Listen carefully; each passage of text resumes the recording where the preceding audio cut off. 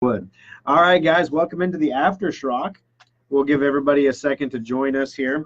This one's not going to be a super-duper long one today, but we'll hit the high points. We'll hit the stories that we didn't cover already. And yeah, sorry about the quick exit to the radio show there. That was pretty funny because usually I have a clock up over here, but given the I was basically running and gunning technical failures the entire show.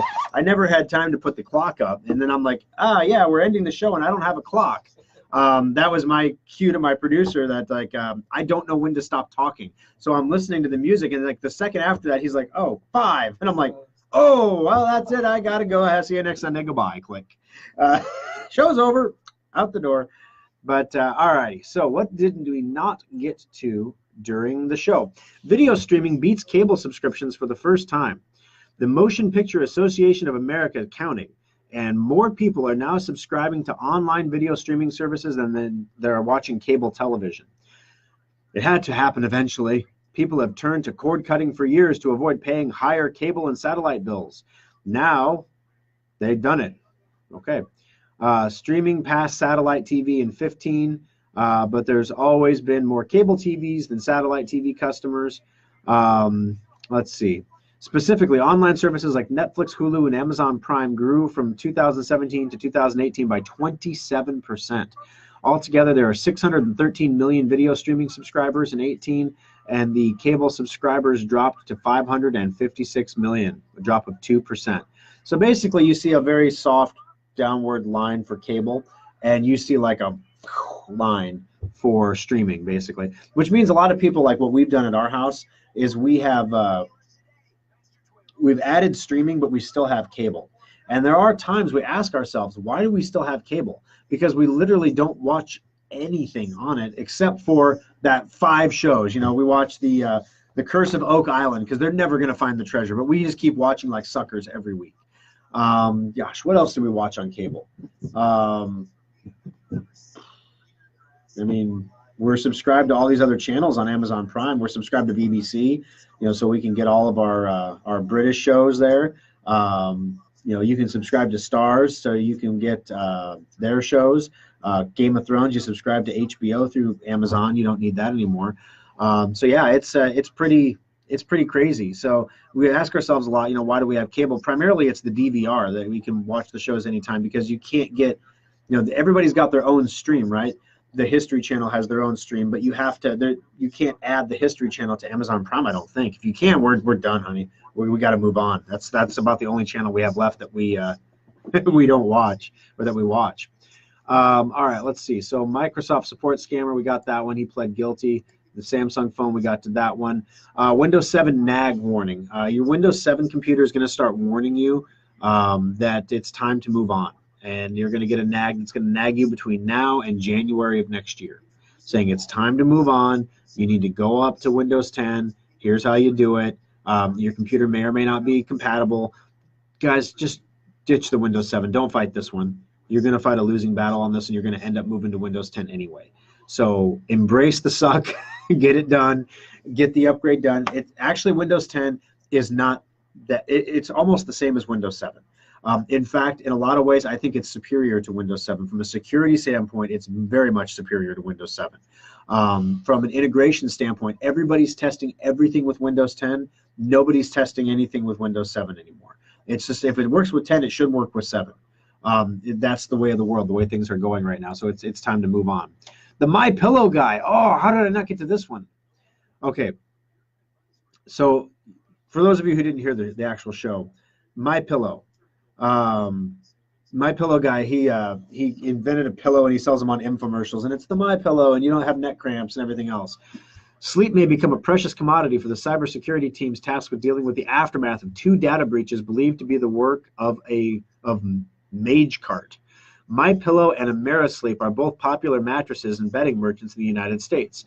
While their websites boast the best deals around for a proper night's sleep, what's lacking is an acknowledgement of 2 separate security incidents potentially impacting their customers that took place as far back as 2017. MageCart is a prolific hacking group with particular fondness for compromising online payment systems and using card-skimming malware to steal credentials. They breached Newegg, Ticketmaster, British Airways, among others. Blah, blah, blah, blah. There's hundreds of incidents a day. Okay. The threat group registered a typo squatting domain, mypilto.com, and used Let's Encrypt to implement an SSL certificate. The domain's name, which could be easily misspelled by those lured to visiting the website, is close enough to appear legitimate, and it said it was secure. So a script injection attack took place on the legitimate MyPillow domain. The script then hosted the squatting domain containing the JavaScript, blah, blah, blah, blah, blah. So they give you all the technical reasons about why it happened. But basically, if you put your credit card in and bought a MyPillow, you may have got your card compromised. You might want to take a look into that. Hi, Carolyn. Hey, Mark. Mark wants to suggest placing UPSs on monthly special and throw in a 20th anniversary T-shirt as well. All right, so UPSs, this is interesting. A UPS is an uninterruptible power supply. A lot of times they're combined with a really cheap surge protector to basically say it's a surge protector and a battery backup all together into one. So there are different types of UPSs. There are different styles. There are different capacities. Which one is right for you just depends on how much equipment you want to run through a UPS. Everybody puts their computer on the UPS. A lot of people don't remember to put their wireless router, cable modem, things like that on a UPS as well, because the computer doesn't do much for you unless you have internet. And you don't have internet during a blackout unless your modem has power. So there you go. Now, UPSs have come down in price quite a bit over the previous few years. We've looked into having our own made, actually. The problem with them is that shipping them is expensive because they are wickedly heavy, because of those lead acid batteries in there. They're wickedly heavy. So Amazon makes a neat one. I got a couple small applications where I just needed a basic uninterruptible power supply. So if the power blinked or went off for 20 minutes, I was okay. Amazon has one for $20 that you can get. That'll run like just your modem and your router equipment. It'll run it for hours. Now the problem with their UPS is, and this is where you get into all the under the hood stuff, when that one drains completely and it dies, it doesn't turn back on when the power comes back on. It remains in the off position. So the power comes back on, it starts recharging the UPS, but the power remains off. And there's no option for changing that. So if you're looking for like a fire and forget solution that'll keep everything running, and then when the power comes back on, the power comes back on to everything, that $20 UPS is not your thing. You need the $70 UPS. And so you can see that. And then, of course, shipping. Wow. The $20 UPS is Prime because Amazon makes it. You get shipped for free. The $70 one is $15 in shipping because it's heavy. So, yeah, a UPS, wouldn't that be a bad idea? We could look into something like that. We want to do a surge protector sale this year. We haven't done one of those in a few years. I think we're going to do one of those in a coming month. But we already have plans for next month. Let's see. Is this the last radio show before next month's plans? No! The 31st is a Sunday. So, guys, I can't tell you much this week in the Aftershock, but I can tell you, if you have a prepaid maintenance checkup certificate that you have not used, you should use it this week. Okay? I would also mention that there are some great new product innovations coming down from Symantec that would make for an exciting twist to a maintenance checkup sale, should we ever decide to do one, where we could perhaps offer endpoint protection on all your mobile devices for a lower cost than what we would sell for your computer in a one-time only deal. So, with all that said, I'm just saying next month is going to be busy and fun. If you have a prepaid maintenance certificate, use it this week, like now. Got it? Even if you don't have to use it now, even if it's only been 4 months since your last checkup, use it now, because you wouldn't want any overlap. Okay, I'll let you read between the tea leaves there. All right, so let's see, what do we got here? Apple's new AirPods and Samsung's Buds. Okay, so Apple got rid of the headphone jack, and everyone was like, no, gnashing of teeth, shedding of tears, my headphones, I love my headphones, literally destroying the headphone industry overnight. All the earbud industry, all these companies making earbuds and stuff, just bam, anyone with an iPhone can't use them anymore. Everybody has to move to Bluetooth earbuds now. Now, Samsung phones, like this is my phone here, and it's got a headphone jack right there still. But the new S10 Note is rumored to not have a headphone jack anymore. the new the S10 doesn't have a headphone jack anymore. And so the reason for that is they need that space inside for other stuff. And so getting rid of the headphone jack is a big area inside the phone.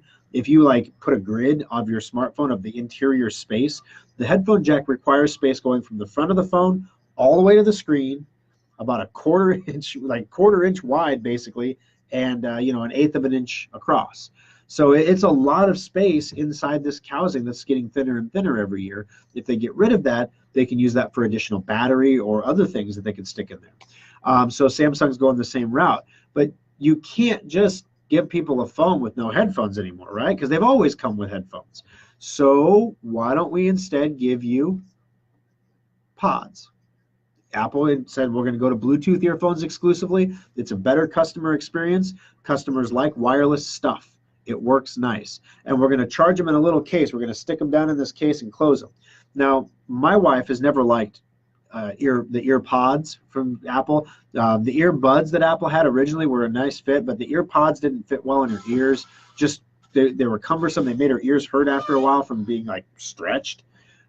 Just wasn't a good fit. Same thing with the AirPods. Just that's the Bluetooth wireless version. The same exact shape of and Apple says they're shaped that way because it makes for better sound and blah, blah, blah, blah, blah, whatever. If they hurt to put in your ear, I don't really care about the sound.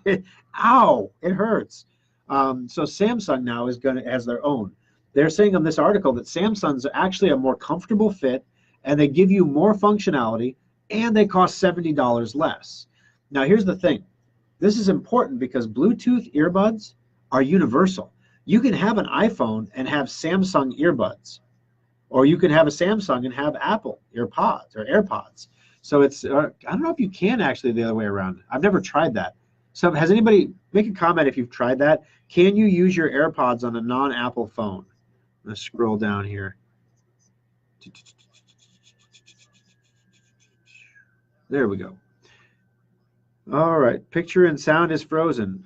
All right, well, I'm not sure what's going on, guys. I've got 35 viewers. I'm broadcasting, so it's got to be the devices. So go ahead and exit your Facebook app and reopen it. If you're using the browser, try watching in the Facebook app instead. It's usually a little bit more stable. But yeah, if anybody out there has Apple AirPods and they've used them on a non-Apple device, let me know. All right, so while the success of the first AirPods increased public awareness of fully wireless headsets, the competition has caught up and surpassed Apple with more reasonable prices. Don't jump too quickly on the new version just yet because it's an Apple product. All righty, because they weren't the first wireless headset. This is how Apple works. They don't create firsts usually. They usually take what somebody else has created and make it better in some way. Apple didn't create the smartphone. Palm Pilot did. But Apple said, what if, Steve Jobs says, you don't need a stylus. You have the stylus God gave you, and it works perfectly well on a touchscreen. And so basically that was the iPhone. Boom, there you go. It just changed everything with an interface basically. And then they were able to fold their iPod into that and make it, now your phone was becoming a multi-device, not just for business users, but for the general public. The first generation of AirPods were worth considering due to the ease of connecting, solid battery life, and convenient charging case, loud volume. However, the fit was not adjustable. There's no water resistant rating. And who swims in the AirPods in? All right. No water resistant rating, and controls on the headset were very limited. These limitations exist in the new Apple AirPods with a price $40 more than the first generation. Apple's new AirPods advertise 1 more hour of talk time, a new chipset for improved connectivity and Hey Siri support, and a wireless charging case. While I'm sure people will appreciate the longer battery life and convenience of wireless charging, it would have been great to have some level of water resistance so people can work out with their AirPods in, and some way to secure the fit of the AirPods if they don't work for you. For the past year, I've been running with the Jabra Elite Active 65T, my favorite wireless headset of all time. So again, he's using different wireless headsets rather than the Apple one because it works better, or it feels better. Apple is sure to sell millions of new AirPods, but before you jump on buying them just because they're the Apple brand, make sure you take an honest look at the competition. The rivals have a lot to offer, like Samsung. So basically, the new Samsung earbuds are $70 less. They provide a better fit, and they have more functionality. You can do more things and modify them in more ways. So you should take a look at those as well. All right, so I'm back. Let's see. No sound and buffering here. All right. Restart, please, to regain access. All is well on my end. There we go. There we go. So we'll get people back in here. When I lost you, my competitor started playing a site called Big Brother, and it was in a foreign language. So my feed got crossed with some other feed called Big Brother in a foreign language, apparently. Mm-hmm. I haven't even made fun of Facebook yet. Come on, what's going on here? All right, so we're talking during the show. We're down to 197 Schrock Safe upgrades left, so that's about 30 during the course of the show.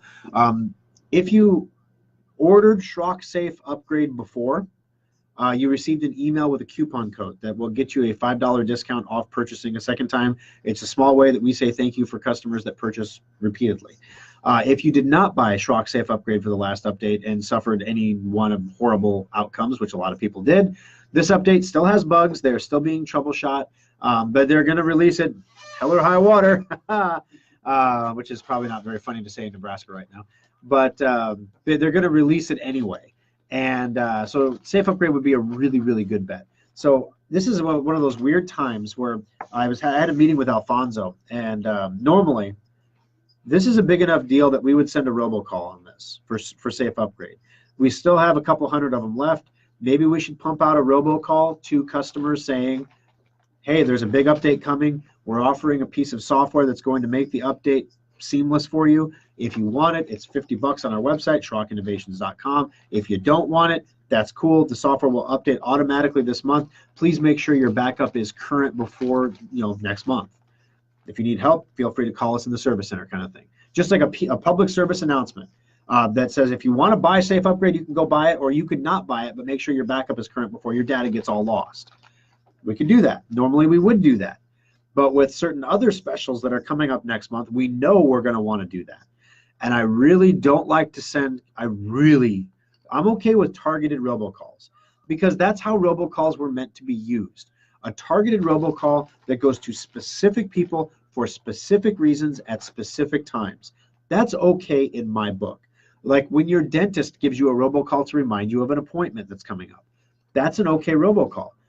We noticed your car's extended warranty is up for renewal. Not an okay robocall because you have no information on my car or my car's warranty. You're just basically spamming everybody and seeing if you can sell some car warranties. Not cool. Not the way the robocalls were intended. Those are the people who are making life for everybody else bad. Okay?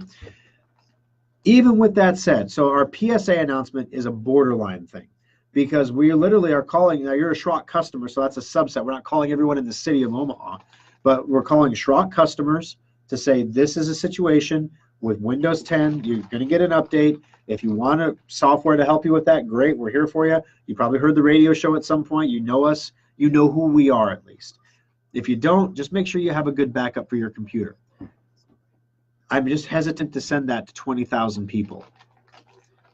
I kind of feel like if you want Safe Upgrade, you're going to buy it, especially when I only have 500 of them. And we're going to sell out. We do every time. So it's not like from a monetary perspective, we have to push this. But from a perspective of we should help as many people as possible, I don't think we're going to push this. I don't think we're going to robocall everybody on this.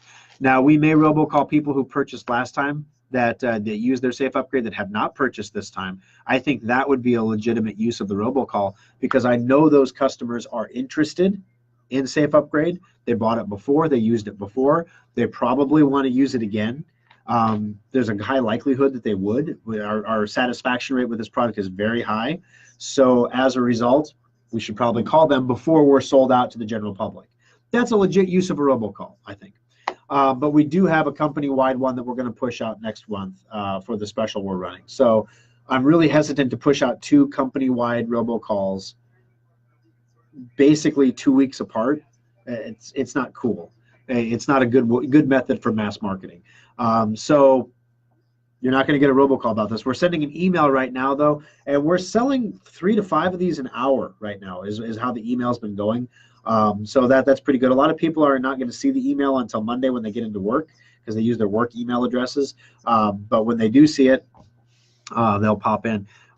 So yeah, so there's that Schrock Safe upgrade is there. Also, I didn't get time to mention this on the program. I know we have the ultimate upgrade going on.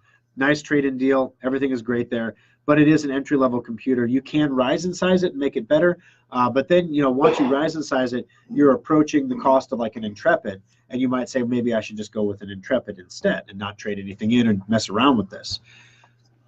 We had a weird situation where we ordered an Intrepid for one of our customers, and we were shipped the wrong computer.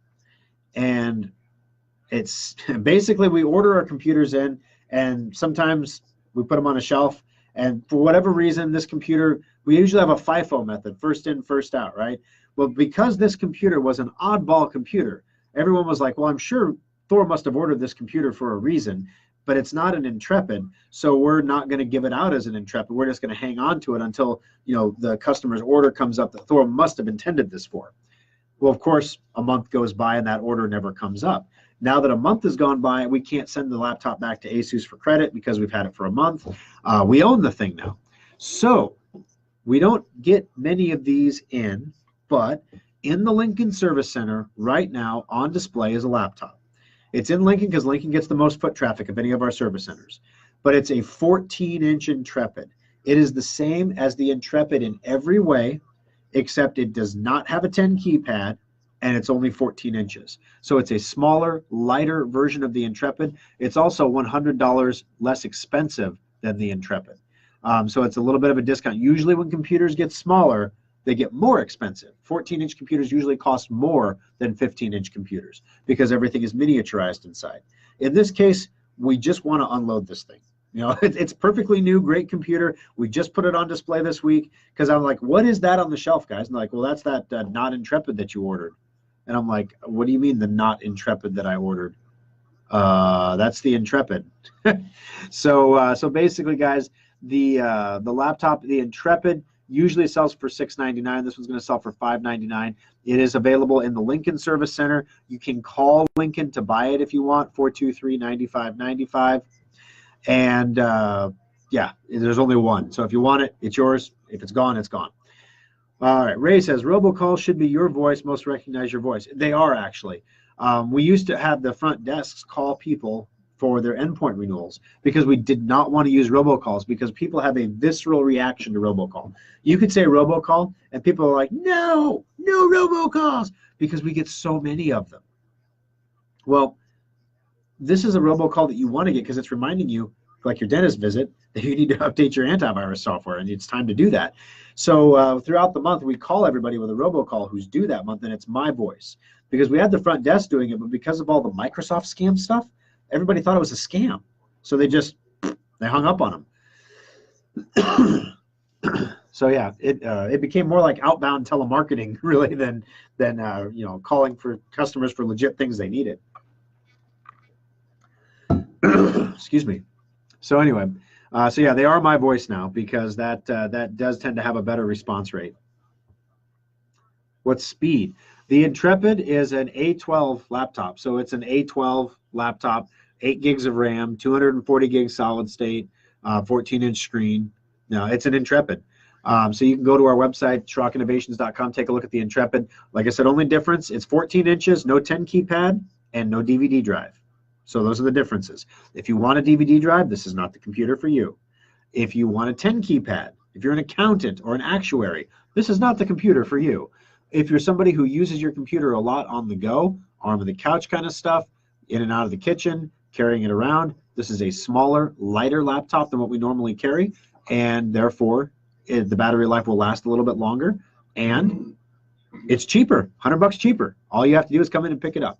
So, but there's only one, so I would encourage you to call if you want it. I'm going to put the phone number here. This is the Lincoln phone number, and if you buy it, we can transfer it to Omaha or transfer it to Papillion. We do weekly transfers all the time, so it's not like you have to drive to Lincoln to go get it. If you do call and purchase it, I will instruct the guys to give it to the person who leaves their voicemail first. We're obviously closed right now. We open at noon, so I'll let them know to whoever was the first voicemail. That's who gets it. Make sure you leave your name and your phone number so that we can call you back and get your. Don't leave your payment information on the voicemail. That's not safe.